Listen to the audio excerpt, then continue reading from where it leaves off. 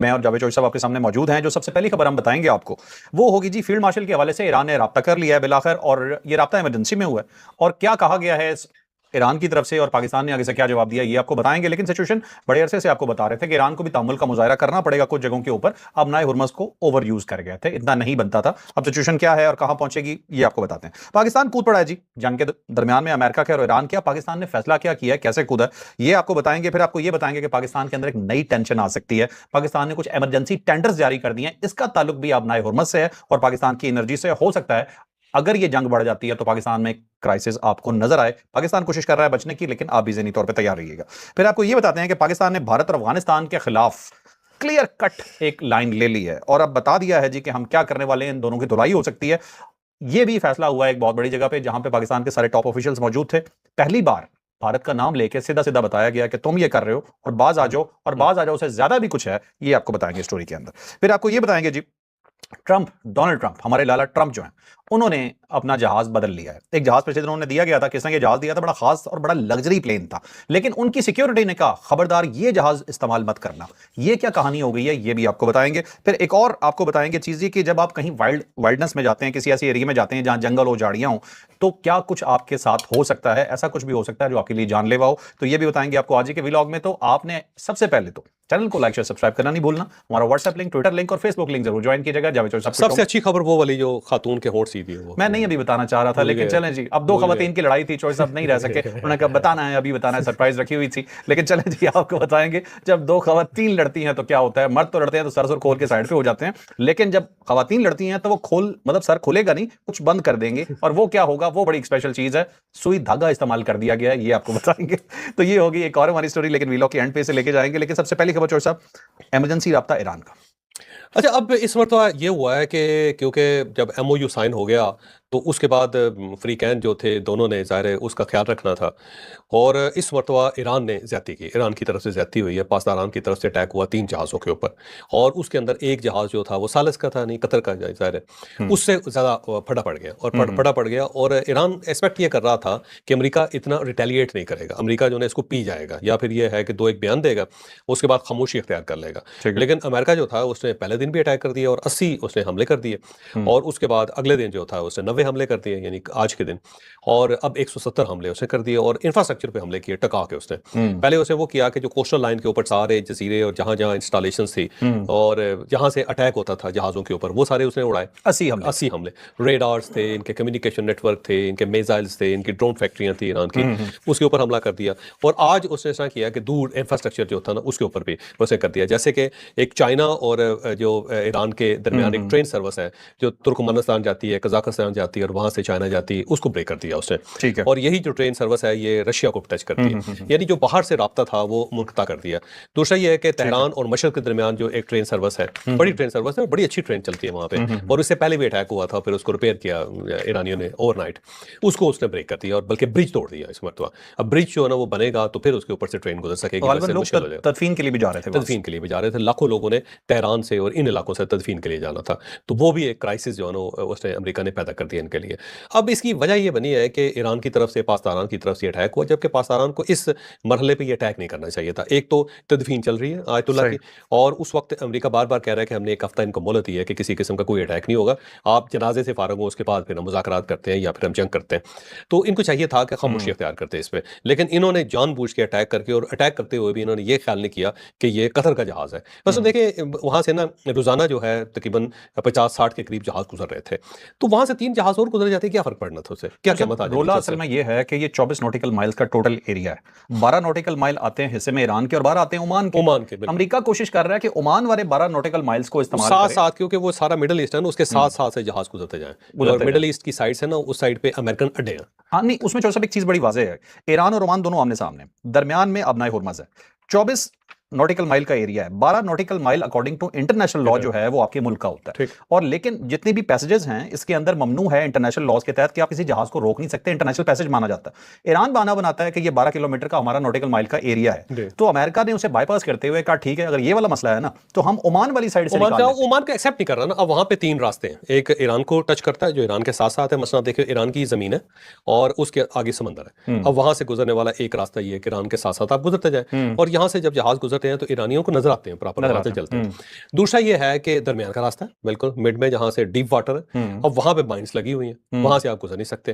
तीसरा रास्ता जो अल्टरनेट क्रिएट किया है अमेरिका ने इस मरतबा, वो ओमान के साथ साथ है, ओमान के साथ है, बिल्कुल वो कोहान सा बनता है ना ऐसे, ओमान ऐसे करके आगे चल के, और उसके बाद आगे सारा मिडिल ईस्ट के सारे इलाके हैं। बजाय ईरानी साइड के गुजरने से वो ओमानी साइड से ओमानी साइड, अच्छा वो भी सारे जहाज नहीं गुजारे इन्होंने, चंद जहाज ये गुजारे। 3 थे जिस पे अटैक हुआ। हाँ, ये थे, इसके अलावा भी कुछ ऐसे जहाज थे जो उन्होंने थोड़े थोड़े करके वहां से गुजारे, बाकी सारे जहाज तो ईरान की साइड से आए। अच्छा सर, वैसे एक देखा जाए ना तो शरारत अमेरिका की भी है। अमेरिका ने कोशिश की कि अबनाए हुर्मज पे ये ब्लैकमेल कर रहे हैं, तो ये अबनाए हुर्मज वाला मसला ही हल कर दो कि भाई हम तो ओमान की साइड इस्तेमाल करते हैं, अबनाए हुर्मज वाली तुम्हारी साइड तो हम इस्तेमाल ही नहीं कर रहे। वो तो सारे ईरान को लगा कि हमारी तो चिप निकल जाएगी। और ज़ाहिर एक डिवाइड हो रहा है, इन्हें डिवाइड हो रही। अच्छा, अगर फर्ज करें कि ये अमेरिका शरारत भी कर रहा था, तो इनको चाहिए था कि इंतजार करते, इसको तदफीन हो इस वक्त जाती, अटैक ना करते। इस वक्त अटैक ना करते, और अटैक नहीं करना चाहिए, वार्निंग देते, शोर करते, शराबा करते, पाकिस्तान को इन्वॉल्व करते, कतर को इन्वॉल्व करते, ताकि मामला सेटल होता। और अगर आपने अटैक ही कर दिया, फिर आपने सालस के जहाज पे अटैक कर दिया, तो उसके बाद क्या, वो डोनाल्ड ट्रंप तो भरा पड़ा है ना जी, बैठा हुआ है, बड़ा भरा हुआ बैठा है, वो कहता है बेइज्जत हो गया वो तो, पूरी बेइज्जत दुनिया हो को गया। पता। तो वो तो ज़ाहिर है बहाने तलाश कर रहा है ना जी सारा। फिर आपने इस तरह किया कि उसको बहाना दिया, उसने अटैक किया, 80 हमले उसने कर दिए, 85 आपने कर दिए, ठीक हो गया। उसके बाद ये था कि फिर वो धमकी दे रहा है, आपने भी धमकी देने शुरू कर दी। अगली रात फिर उसने दोबारा कर दिया अटैक, आज आपने दोबारा कर दिया, आपने अटैक करके 2 मुल्क और उसके अंदर इन्वॉल्व कर लिया, कतर इन्वॉल्व कर लिया, जॉर्डन इन्वॉल्व कर लिया, तो अब 4 मुल्कों के ऊपर आपने हमला कर लिया। तो इसका मतलब ये हुआ कि आप फिर इस जंग को बढ़ाना चाहते हैं, आप इसको रोकना नहीं चाहते।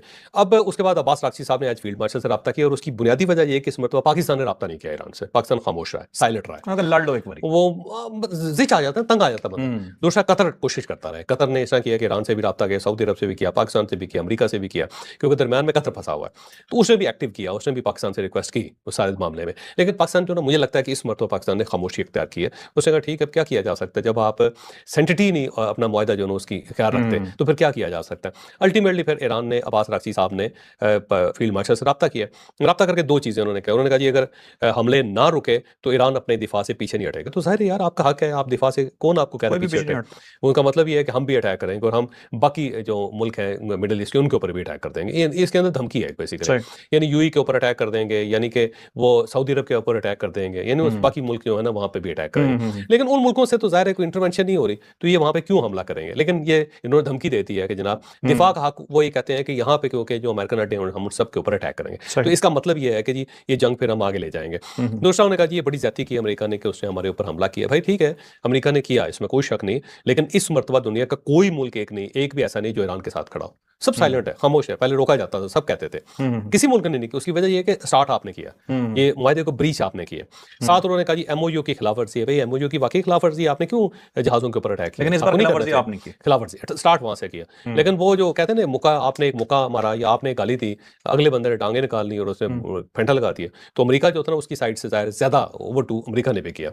लेकिन मसला ये कि आपने क्यों मौका दिया उनको, आपको मौका नहीं देना चाहिए था। अब पाकिस्तान को इन्वॉल्व किया गया है, और इसके ऊपर कुछ जो कतर है उसका मीडिया भी ये कह रहा है, और दूसरा ईरान का मीडिया भी कह रहा है कि पाकिस्तान दरमियान में कूद पड़ा है और पाकिस्तान ने राब्ता किया है, और पाकिस्तान जो है एक्टिव रोल अदा कर रहा है, मामला को सेटल करना चाहता है। कतर जो है ना, उसके बारे में भी कहा जाता है कि वो भी दरमियान में आ गया। अमेरिकी मीडिया जो है वो भी कह रहा है कि जी पाकिस्तान जो है ना इस वक्त एक्टिव है, और कतर भी एक्टिव है। दोनों ममालिक जो है इस मामले को दोबारा नेगोशिएशन टेबल पर लाना चाहते हैं। लेकिन मेरा ख्याल ये कि इस मरतबा ईरान को कोई बड़ा समझौता करना पड़ेगा, इसे आपने हुर्मज़ के बारे में फैसला करना पड़ेगा, जैसे कि जनाब अब नहीं रुकेगी ट्रैफिक और हम मुज़ाकरात करते हैं। ओवरडू करके ज़्यादा ओवरडू करके। अब देखें ना, नेटो के चीफ ने पहली मरतबा बयान दिया इनके खिलाफ बयान दिया। यूरोपियन यूनियन जो है ना, उसने भी, उससे पहले आप देख लें कि अब इटालियन जो प्राइम मिनिस्टर है वो डोनाल्ड ट्रंप के साथ मिल गई जाके। तो ये सारी चीजें जो है ना बड़ी ऑब्वियस हो गई हुई हैं। तो उसकी वजह ये है कि जब आपने सबका सांस रोक दिया, आपकी जंग अमेरिका के साथ थी, पाकिस्तान के साथ, इंडिया के साथ, चाइना के साथ, मिडिल ईस्ट के साथ, उनके साथ तो आपकी जंग नहीं है। ठीक है। तो जब आप यूरोप तक को, आप आज मैं देख रहा था कि धमकी लगाई उन्होंने कि नेटो के जो चीफ है उसका जो बयान है, ये उन्होंने कहा, इस्माइल रज़ाई साहब ने, और उन्होंने कहा जी कि इसका मतलब ये हुआ कि यूरोप जो है ना वो भी अमेरिका के साथ मिल रहा है। तो आपने यूरोप को, इब्राहिम रज़ाई साहब कुछ ज्यादा ही गुस्से वाले हैं, पाकिस्तान के खिलाफ भी बयान दाग देते हैं, लेकिन इंतहाई अजीब सी हरकत इन्होंने कर दी है, पूरी दुनिया अब इनके खिलाफ हो चुकी है। मेरा ख्याल है, और ये अगर इस तरह करते रहेंगे और आप नए हुर्मज़ को बंद रखेंगे तो दुनिया खिलाफ हो जाएगी। अच्छा, जो सब लड़ना ना अमेरिका चाहता है ना ईरान चाहता है। प्रॉब्लम यह है कि इन्होंने अपनी बार्गेनिंग पोजीशन खराब कर ली मेरा ख्याल। और दूसरा ये कि नाराज कर लिया इन्होंने ना साल्सों को नाराज कर, बिल्कुल नाराज नहीं करना चाहिए। एक सालस का दिल फीका कर दिया और दूसरे सालस पे तो हमला किया, हमला कर रहे हैं। अब पाकिस्तान की पोजीशन बड़ी नाजुक है। देखो मिडिल ईस्ट जो है ना पाकिस्तान की लाइफलाइन है, हम उससे पीछे नहीं हट सकते। अच्छा, दूसरा ये है कि अमेरिका जो हमारा पार्टनर है, हम उसको भी नहीं छोड़ सकते। तीसरा ये है कि ईरान हमारा हमसाया है, और यहाँ पे अगर आग लगेगी तो हमें तपिश होगी, तपिश फील होगी, सीरी तपिश फील फील होगी। होगी, तो पाकिस्तान फंस गया ना दरमियान में सारा। बिल्कुल सही। अच्छा चलें चौधरी साहब, आप चलते हैं नेक्स्ट स्टोरी पे कि पाकिस्तान ने भारत और अफगानिस्तान के खिलाफ खौफनाक फैसला किया है। हालात बहुत खराब हैं। बलूचिस्तान में एपिक्स कमेटी का एक इजलास हुआ है जिसमें प्राइम मिनिस्टर भी गए हैं, फील्ड मार्शल भी गए हैं। दो तीन चीजें आपसे मैं पूछना चाहता हूँ। एक तो बलूचिस्तान के इस वक्त हालात हैं क्या, एक्चुअल हालात। दूसरा, पाकिस्तान भारत और अफगानिस्तान को अब क्या जवाब देगा? अब देखिए, एक तो हालात तो वहाँ पे बलूचिस्तान में ठीक नहीं है। बलूचिस्तान के अंदर जो है ना, एक बीएलए है जो बलूचिस्तान के इलाकों में अफरा तफरी फैला रही है, और दूसरी टीटीपी है। टीटीपी जो है वो बलोच इलाके जो है ना वहाँ पे खौफ फैला टीटीपी रही है, पश्तून इलाकों में पश्तून और इलाकों बीएलए में, पख्तून इलाकों और उसमें बलोच बलोच इलाकों के अंदर। अब ज़ियारत का जो वाक़या है वो बड़ा खौफनाक है। उसके अंदर अब ज़ियारत में ना, क्योंकि यहाँ पे ज़्यादा पख्तून है, और वहाँ पे जाके अब वहाँ पे पहाड़ों पे है, वो कह रहे हैं कि टीटीपी आके बैठी हुई है। वो गाँव के अंदर जाती है, वहाँ से बत्ते वसूल करती है, वहाँ से खाना लेते हैं, और गाँव वाले जो ना सख्त परेशान है देहात के, अब हम क्या करें, क्योंकि लड़ाई यहाँ पे भी तो हुई है। आके बैठे हुए हैं, वो तो लड़ते भी हैं उससे। बल्कि ज़ियारत के लोगों ने तो स्टेट के खिलाफ प्रोटेस्ट भी किया, पाकिस्तान के खिलाफ, रियासत के खिलाफ। वो कहते हैं जी हमें प्रोटेक्शन दें, आप सिक्योरिटी दें। सिक्योरिटी दें, क्योंकि आपने। दूसरा ये जो वहाँ पे वाकया हुआ है ना, वो डैम के, मंगी डैम की साइड पे, पुलिस वाला के पुलिस वाला, कि वहाँ पे 27 पुलिस एहलकार उन्होंने शहीद कर दिए, वो बलोच थे सारे। अच्छा, उससे भी मुकामी आबादी जो है ना उसको बड़ी डिस्टर्बेंस लोकल्स थे ना वहाँ के, ज्यादा लोकल थे।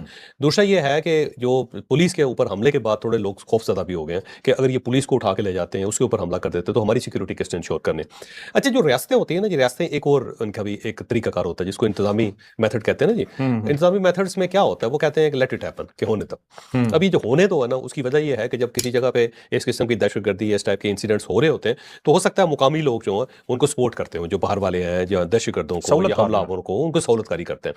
लेकिन जब मुकामी लोगों के ऊपर हमला होता है, वहाँ पे शहर बंद होने शुरू हो जाते हैं, लोग, मुकामी लोग लाशें उठाते हैं, उनसे भत्ते वसूल किए जाते हैं, तो अल्टीमेटली वो उनके खिलाफ हो जाते हैं, और रियासत को फिर बार बार कहते हैं कि आप इनको रोकते क्यों नहीं। वो बल्कि रियासत के ऊपर एतराज़ किया जाता है कि आप इनके साथ मिले हुए हैं, जानबूझ के आप ये कर रहे हैं। और रियासत उस वक्त का इंतजार करती है जिसको कहते हैं बॉइलिंग पॉइंट। तो बॉइलिंग पॉइंट का रियासत इंतजार करती है, और यूं ही वो बॉइलिंग पॉइंट आता है तो फिर रियासत कहती है ठीक है जी हम कर रहे हैं। उसका सबसे बड़ा फायदा ये होता है कि फिर सहूलतकार नहीं मिलते बाहर के लोगों को, दहशतगर्दों को। तो जैसे कि एक मतलब 2007 में जो ऑपरेशन हुआ था खैबर पख्तूनख्वा में, अगर आपको याद हो, तो उससे पहले पाकिस्तान के अंदर ये खबरें गर्दिश कर रही थी कि तालिबान ने जनाब स्वात के ऊपर कब्जा कर लिया, फला जगह पर कब्जा कर लिया।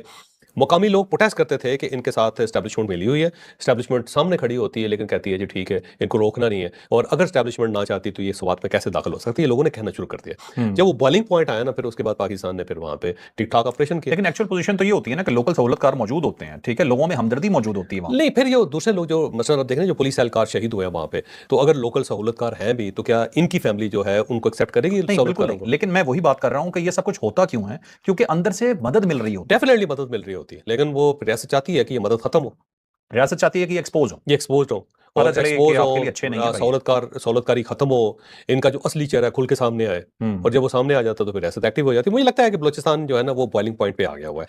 अब इसके साथ साथ देखो ना, दो और चीज़ें, मतलब लसबेला के अंदर आज वाकया हुआ है, फिर मस्तूम के अंदर एक फुटबॉल खेलते हुए बच्चे थे, उनके ऊपर अटैक हुआ, 2 बच्चे वहाँ पे मारे गए बेचारे। और इसके साथ साथ जो यहाँ पे कुछ और, जैसे अड़क के अंदर हुआ था, फिर पहाड़ों के ऊपर वो कहते हैं जी कि टीटीपी के लोग बैठे हुए हैं, और आज उन्होंने बल्कि 10 से 12 लोग रिहा भी कर दिए, जो लोग लेके चले गए थे ना, उनमें से कुछ लोगों को शहीद कर दिया उन्होंने। और वहां पे बाकी जो लोग ये थे, टीटीपी ने किया। टीटीपी ने, ये टीटीपी का कारनामा है। और जब वो लेके गए वहां पे, तो कुछ लोगों को उन्होंने शहीद कर दिया, 18 लोगों को। अब 10-12 लोग उनके पास थे, और लोकल लोग जब प्रोटेस्ट कर रहे थे ना, तो उन्हें महसूस ये हुआ कि अब ये लोकल हमारे खिलाफ हो जाएंगे, तो फिर उन्होंने 10-12 लोग रिहा भी कर दिए, छोड़ भी दिए उनके ने, प्रॉपर वीडियो बना के कि देखिए जी हम इनको खाना खिला रहे हैं। इनमें बल्कि कहा जी एक बीमार आदमी है, उसको हम डॉक्टर के पास भी लेके गए, तो उन्हें महसूस हुआ कि लोकल हमारे खिलाफ हो रहे हैं। अब जो बहुत ज्यादा लोग ये जो जिनके शहीद हुए हैं पुलिस वाले, वो इस वक्त उन्होंने धरना दिया हुआ कोयटा के अंदर, और वो वहाँ पे बैठे हुए हैं, मुख्तलिफ इलाकों के अंदर बैठे हुए हैं। ये सारी चीज़ें मिल के ना समअप इस तरह करते हैं कि वहाँ पे एक अब बॉइलिंग पॉइंट आ गया, और इस बॉइलिंग पॉइंट पे रियासत ने फैसला किया है कि एक तो टीटीपी को हमने मुकम्मल खत्म करना है, पहाड़ों के ऊपर जो बैठे हुए लोग हैं उनके ऊपर अटैक होने लगा, और दूसरा जो पीएल है ना उसको भी खत्म करना। ठीक है। अब इनकी सहूलतकार जो लोग हैं, वो हमारे जो जासूस होंगे वो बताएंगे ना जी किस किस जगह सहूलतकार है, तो उनके ऊपर भी अब ठीक ठाक क्लिनजिंग हो जिसको कहते हैं। चौधरी साहब, आधा पाकिस्तान है, 45% है पाकिस्तान का बलूचिस्तान, इतने बड़े हिस्से में ऑपरेशन जो है आपके ख्याल में कितना टाइम लगेगा? देखिए, मसला ये है कि रकबा बहुत बड़ा है, इसमें कोई शक नहीं, लेकिन आप ये भी देखो ना कि वहाँ पे आबादी बड़ी कम है। इतनी कम आबादी के अंदर ऑपरेशन जो है ईजी है, कोई इतना मुश्किल नहीं है, लेकिन लोकल को मिलाना पड़ेगा साथ, पहाड़ों पे ऑपरेशन मुश्किल, पहाड़ों पे जरा ऑपरेशन मुश्किल, लेकिन आजकल तो दुनिया मुख्तलिफ होगी ना जी, अब तो फिजाइया का ऑपरेशन होता है सारे का सारा। ठीक है, जरा प्राइम मिनिस्टर ने चौधरी साहब वहाँ पे क्या बातें की? उन्होंने कहा जी इंडिया इन्वॉल्व है इसके अंदर, मशरकी हमसाया इन्वॉल्व है जी, और वो लोग जो है इनको क्या कर रहे हैं, असला भी दे रहे हैं, माली मावनत भी दे रहे हैं, सहूलियात भी दे रहे हैं, और इफ अफगानिस्तान की सरजमीन इस्तेमाल हो रही है, ये क्लियर गवर्नमेंट ऑफ पाकिस्तान ने कह दिया है, और उन्होंने कहा जी फितने के खात्मे के लिए मुकम्मल वसाइल जो है ना वो इस्तेमाल किए जाएंगे। तो ये रियासत का मेरा ख्याल है जो ऐलान है, तो तो मुझे लगता है कि अब ये जो है ना काम ठीक ठाक किस्म का ख़राब होने लगा इन सब के लिए, और रियासत जो है ना क्लेंजिंग ऑपरेशन करेगी एक बार, अंदर भी और बाहर भी। अंदर भी और बाहर भी, अफगानिस्तान के अंदर भी करेगी और हम्म। यहाँ पे भी करेगी, और ये जो है ना हो गया। और मुझे लगता है हो सकता है बाहर के कुछ ममालिक को इस्तेमाल करके मोदी को भी समझाया जाए। मोदी जो है साहब समझने वाली चीज नहीं है, नहीं ठीक तो है। अगर ये नहीं समझेगा तो फिर इसी टाइप का काम वहाँ इंडिया के अंदर शुरू हो जाएगा, फिर क्या करेगा मोदी? बिल्कुल ठीक है। अभी मैं मोदी को गाली देता हूं तो आप कहते हैं मत दिया करो। इससे ज्यादा घटिया आदमी पैदा नहीं अब होता सारे दुनिया मामले में जनरल ज़ियाउल हक की पॉलिसी थी, वो बड़ी कमाल पॉलिसी थी। उस दौर में देखो ये चीज़ें नहीं होती थी। उसकी वजह ये थी कि उन्होंने अंदर ना ठीक-ठाक किस्म की ठुकाई की हुई थी। में। वो इस साइड पे गड़बड़ करते थे, उस साइड पे उधर गड़बड़ हो जाती थी। एक मरतबा जहाज़ इंडिया ने अगवा किया था, उसके बाद ऐसे-ऐसे जहाज़ अगवा हुए वहाँ पे। ठीक है, उसके बाद ठीक है। सेटल इंदिरा गांधी का तो बल्कि राब्ता था। जब भी जहाज़ अगवा होता था, तो सबसे पहले जनरल ज़ियाउल हक उनको फ़ोन करके कहता था कि बीबी अगर हमारी मदद की ज़रूरत है तो बताएँ। बिल्कुल ठीक है। बिल्कुल ये ठीक होता था। अच्छा, तो चलते हैं नेक्स्ट टॉपिक पे। बस मैं इतना ही कहना चाहता हूँ कि मोदी तुझे छोड़ेंगे नहीं। जो तेरी हरकतें हैं, जो कुछ है, औकात तेरी तुझे जरूर याद दिलानी है, ये याद रखना। अच्छा जो है, अब अगर आते हैं अगली खबर पे। ट्रंप ने कतरी जहाज छोड़ दिया, जो बड़ा महंगा जहाज गिफ्ट हुआ था। क्या बनाई? अच्छा उधर आते हैं एक और चीज़ है, एक सरदार अलहाज उमर गोरगेज है। अब ये सेनेटर है पाकिस्तान पीपल्स पार्टी के। इन्होंने पिछले दिनों एक अजीब ही बात की। इन्होंने कहा जी पहाड़ों पे 1 लाख BLA के लोग बैठे हुए हैं। ये 1 सेनेटर लाख। है, सेनेट के अंदर कहा 1 लाख, भाई टू मच है यार, मुमकिन ही नहीं है। वो पूरी टीटीपी जो है जिसका साथ हम लड़ रहे हैं वो 20 से लेके 35,000 अब फैमिली समेत फैमिली 35,000 समेत 35,000 है। और ये कह रहे हैं सारा जो BLA इसका मतलब सारा बलोचिस्तान पहाड़ों पे चढ़ा हुआ है। तो ये एक अजीबो-गरीब सी बात है। पहले तो मेरा ख्याल है गवर्नमेंट को या रियासत को अपने सेनेटर्स को समझाना चाहिए कि खुदा नहीं, ये सरदार साहब मर्दमशुमारी करते रहे जाके ऊपर। उन्हें कहे वो खुदा खौफी करें। दूसरा एक मीर शफीकुर रहमान है मैंगल, ये भी खुजदार के रहने वाले टिकट होल्डर है पाकिस्तान पीपल्स पार्टी के। इनके ऊपर भी अटैक हुआ है आज। अटैक हुआ है और इनके 14 बंदे मारे गए और इनके बंदों ने भी 4 दहशतगर्द जो मारे। तो ये सूरत वहाँ पे होगी हुई है कि जो टिकट होल्डर्स है ना उनके ऊपर भी अटैक हो रहा है। तो लोकल जो है ना अब मिल रहे हैं रियासत के साथ, लोकल नको नकी आ गए। नको नक्को हुए सब। अच्छा, एक और शख्सियत सरदार अख्तर मैंगल। आप ये खबर ऑलरेडी कर चुके हैं। 256 से इन्होंने इस्तीफा दिया था 3 दिसंबर 2024 को। ये साहब हमेशा जो है मीठा खाने के लिए आ जाते हैं। जब इकतदार मिलता है तो भाग के पहुंच जाते हैं, और जैसे इकतदार से बाहर होते हैं तो कभी BYC के साथ मिल जाते हैं, कभी BLA के लिए हमदर्दियां पैदा हो जाती हैं। ये साहब हैं कौन और चाहते क्या हैं? बेसिकली ना बलोचिस्तान के अंदर सरदार बड़े तगड़े हैं, इस ध्यान में रखो। सरदार बड़े तगड़े थे और बहुत ज्यादा उन्होंने ना प्रॉपर रियासत को आगे लगाया हुआ था जिसको कहते हैं। अब वहां पे ना 2 डायनामिक के अंदर तब्दीली आई है। एक BYC है। अब ये जो BYC है ना ये क्या है? ये बेसिकली नौजवान है वहां पे बलोच, उन्होंने अपराइजिंग की हुई है, ठीक है। अब ये जो बलोच है ना वो जो कहते होते थे ना सरदार जी के वफाक खा गया, पंजाब खा गया, तो ये जो BY है ना इन्होंने सरदार का वो जो लुकमा है ना खींच लिया, रोटी खींच लिया, ठीक है। तो पब्लिक ओपिनियन जो है ना वो सरदारों के हाथ से निकल के वो इनके पास आ गया हुआ है, ये BYC वगैरह में, है ना? ऐसे ही है ना। लेकिन BYC कहते हैं उसको, क्या कहते हैं? हाँ, बलोच यकजहती कमेटी है ये। हम इसे एक और चीज भी कहते हैं। ये जो मारंग लांगू साहब है, ये इन्हीं की बनाई हुई थी, और ये BLA इन्हीं की का नहीं बनाई हुई, तो खुद बनी है और उन्होंने कैप्चर कर लिया सरदारों को। सरदार अल्टीमेटली उसके ये पीछे चलने उसका पे मेन मजबूर फेस हो है। मेन फेस है चोर साहब, ये यही उनके से पीछे रिप्रेजेंट कर रही थी अभी गए। आज। सरदार उनके पीछे चलने पे मजबूर हो गए। लेकिन इसमें एक प्रॉब्लम है, इसे BLA का फ्रंट फेस भी या पॉलिटिकल विंग भी कहा जाता हाँ, है। ये बात ठीक है आपकी। अच्छा दूसरा ये था कि वहाँ पे एक तो ये था, दूसरा एक पॉलिटिकल उनके पास माइलेज होता था कि ये अपने इलाकों के अंदर सो कॉल्ड जो वहाँ पे इलेक्शंस होते थे उनके अंदर जीत के ये वापस आ जाते थे। कभी कौमी असम्बली में आ गए, कभी सेनेट में आ गए, उन्होंने तकसीम किया हुआ था। अब वहाँ पे ना ये सरफराज बुगटी, अनवार कॉकर जैसे लोग नए डेवलप हो गए जो पढ़े लिखे भी हैं, एक्टिव भी हैं। तो इन्होंने पॉलिटिकल जो उनकी रोटी थी ना, पॉलिटिकल दस्तरख्वां, वो इन्होंने लपेट लिया हुआ है। सरदार हो गए बेरोजगार बेचारे। अब उनको समझ नहीं आ रही कि वो BYC के साथ मिले या इस पॉलिटिकल ये जो नया एक फिनोमेना डायनामिक्स है इसके साथ मिले। तो अब वो उस बेचारे ने कभी इधर हो जाते हैं, कभी उधर हो जाते हैं, कभी उनके साथ हो जाते हैं, कभी इनके साथ हो जाते हैं। अख्तर मैंगल साहब भी कंफ्यूज हो गए हुए हैं, उनको भी समझ नहीं आ रही क्या। स्टैब्लिशमेंट की मदद से वो इलेक्ट होते हैं, उसके बाद स्टैब्लिशमेंट से नाराज होते हैं, फिर उसके बाद इस्तीफा दे के नाराज होकर घर बैठ जाते हैं। ये उनका मसला है, नाराज है, नाराज है। सीट देंगे तो वापस आ जाएंगे। अब रियासत अगर उनको साथ अपने शामिल करेगी तो वापस आएगा। मसला सिर्फ यही है, मसला सिर्फ यही है। ये आपका निजाम। चले अच्छा ट्रंप की तरफ आते हैं जनाब। ट्रंप को कतर ने दुनिया का सबसे महंगा जहाज दिया था, $500 मिलियन का, गोल्ड प्लेटेड, अंदर वॉशरूम जो था ना सोने का 24 कैरेट का कमोट लगा हुआ था उसके अंदर। अच्छा, और वो बहुत ज़्यादा खुश था ट्रंप। उसकी वजह यह है कि उसका जो जहाज़ है एयरफोर्स 1 वो बड़ा पुराना है, 1990 की दहाई में उसको मिला था इनको प्रेसिडेंट को। तो बड़ा पुराना जहाज़ है, सिक्योर है, इसमें कोई शक नहीं, लेकिन वो है बड़ा पुराना। तो ये एक नया जहाज़ मिल गया और किंग ने उनके ऊपर मेहरबानी की, उन्हें कहा लो जी यशी करें।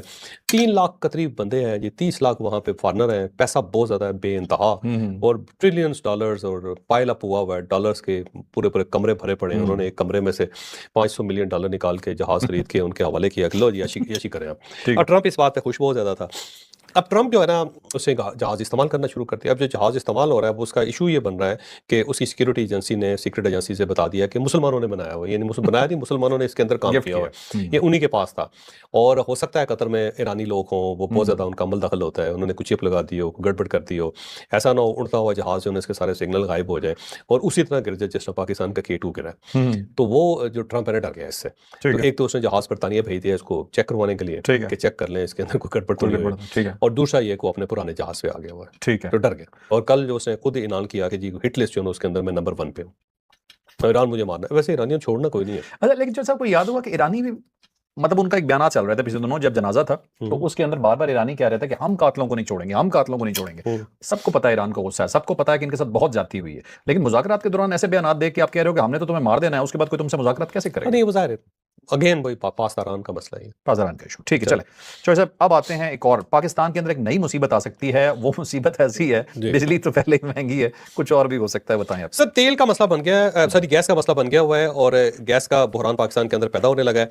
अब नए हुर्मुज़ बंद होगा तो गैस की जो हमारे जो LNG आ रही थी वो उसके वापस चले गए हैं हमारे जहाज़, बड़ा क्राइसिस पैदा हो गया हुआ है। तो पाकिस्तान ने LNG के लिए हंगामी तौर पे, इमरजेंसी तौर पे जो है ना टेंडर्स जो है ना उन्होंने कॉल कर लिए और फौरी तौर पे उन्होंने कहा जी हमें LNG चाहिए, किसी के पास पड़ी हुई है जहाज़ तो पूरे का पूरे हमें दे दें। कोई कैंसिल हुआ है टेंडर, अचानक इमरजेंसी में उन्होंने दोबारा किया, जुम्मे को लास्ट डेट। हाँ जी, जुम्मे को लास्ट डेट है और ये ब्लूमबर्ग ने रिपोर्ट दी है। अब ये गर्मी है, शुक्र है सर्दियां होती तो एक और क्राइसिस आ जाता है। यहाँ पे तो तनूर जो है उनके अंदर रोटी नहीं पकनी थी।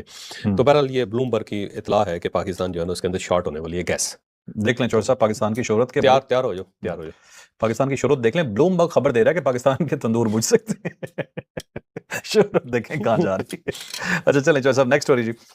एक राजेश शर्मा एक्टर है, इंडियन एक्टर हैं, ये किसी एक शूटिंग के ऊपर थे, थोड़ा सा बताइएगा इस हवाले से। नहीं आप बताओ ये पूरी रिपोर्ट। चलें, ये राजेश शर्मा एक एक्टर है, अच्छे एक्टर हैं इंडिया के, ठीक है। वैसे तो इंडियंस को जब भी मैं मूत्रवासी कहता हूं तो बाद लोग कहते हैं सबको ना करो। अब ये देखें ना, मैं खबर दे रहा हूं, इस बंदे को मैं नहीं कह रहा। मूत्रवासी कौन है? मोदी, उसकी कैबिनेट, RSS, पाकिस्तान से नफरत करने वाला हर बंदा है मूत्रवासी। तो ये जो साहब हैं, ये कहीं पे शूटिंग में थे और किसी बड़ी फिल्म की शूटिंग कर रहे थे, वहां की झाड़ियों में मौजूद थे, कीड़ा काट गया, किसी कीड़े ने काट लिया, ठीक है। और उसके बाद इन्होंने उसे इग्नोर कर दिया, इनकी टांग में थोड़ा सा दर्द हुआ, उन्होंने फिर कहा चलो खैर है कोई बात नहीं, ये जहाज पे चढ़े वापस आने लगे, रास्ते में इन्हें बुखार हो गया और इमरजेंसी में इन्हें हॉस्पिटल लाना पड़ा। इनकी पूरी टांग जो थी उसके ऊपर छाले वाले बन गए काफी, और अब डॉक्टर कह रहे हैं कि इनकी जान खतरे में है। अगर कोई भी लोथड़ा यहाँ से खून का आगे फेफड़े की तरफ आ गया तो इनकी हार्ट जान भी जा चला सकती है। गया, फेफड़े भी चला जाता, ज़ाहिर है कुछ भी हो सकता है। तो ये पुराने ज़माने में ना यहाँ पे जो मानसून होता था ना, उस ज़माने में बहुत लोग ख्याल करते होते थे, लोग बाहर निकलते थे, अपनी टांगों के ऊपर तेल मल के बाहर जाते थे। अच्छा। एक यहाँ पे बड़ा पुरानी रवायत थी। उसमें कीड़े वगैरह ये चीज़ उसके असर नहीं कीड़े करती? कीड़े काट नहीं सकते, उनको जरा थोड़ा अच्छा। ग्रिप करना मुश्किल हो जाता है। हाँ, दूसरा हाँ, ये है कि तेल भी कड़वा तेल उसको कहते हैं, अच्छा। तो उसकी बू से जरा कीड़े करीब नहीं आते। दूसरा ये वो कहते थे रात के वक्त बाहर नहीं निकलते थे क्योंकि सारे सांप बिच्छू जो थे ना वो बारिश की वजह से बाहर निकले होते थे, सड़कों पर फिर रहे होते थे, तो इसलिए वो जन लोग रात के वक्त बाहर नहीं निकलते थे। चारपाइयाँ इसीलिए बनी हुई थी कि ऊपर थोड़ा सोएं बजाय इसके कि सांप चढ़ जाए यहाँ पे।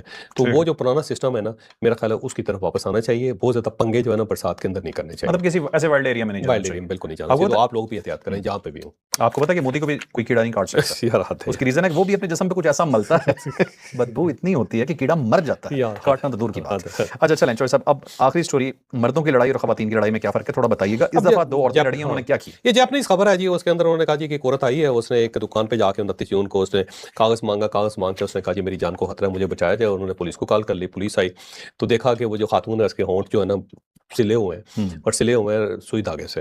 तो ये एक अजीब सी सूरत थी, अस्पताल ले गए, इसके होंठ वगैरह खुलवाए। तो उसे पूछा कि मसला क्या है, तो पता चला कि एक और खातून के साथ रहती थी, इसकी उम्र 42 साल है, दूसरी खातून के साथ 39 साल है, 49। तो वो दोनों लड़ पड़ी। जब लड़ी तो एक जो दूसरी खातून थी 49 साल वाली, उसने नीचे उसको लिटा के ना तो उसको सुई धागे से उसके जो होंठ है सी दिए। अब वो ना बोल सकती थी ना और बाहर भी भाग के वो पहुंची सारे। तो उसने ऐसा किया कि उसने कहते रही ऐसी तैसी उसकी होंठ ही बंद कर दिए। तो ये जो है ना दुनिया के मुख्तलिफ कोनों में इस किस्म के वाक़यात होते रहते हैं, लेकिन जापान में ये वाक़या हो जाना वैसे कमाल ही है कि अपनी सोसाइटी बड़ी महज़ब है, तो महज़ब सोसाइटी के अंदर इस तरह हो जाना। तो एक जज साहब थे ना कि उनके पास भी केस आया कि जी इसने ना खामद ने बीवी जो थे उसके होंठ सी दिए सारे। तो जज साहब उसको देखते रहे, बाद में उसको कहते हैं करीबा, उसको कहते हैं कैसे सिए थे यार। अच्छा, मुझे लगा आप एक और इतराज भी कर सकते हैं कि जापान इतना तरक्की याफ्ता मुल्क है, अभी भी सुई धागा इस्तेमाल कर रहे हो। जिप लगा के तो ये था नाज़रीन आज का व्लॉग, यकीनन आपके लिए इन्फॉर्मेटिव रहा होगा। लाइक शेयर सब्सक्राइब, इजाजत दीजिए, अल्लाह हाफ़िज़, पाकिस्तान जिंदाबाद।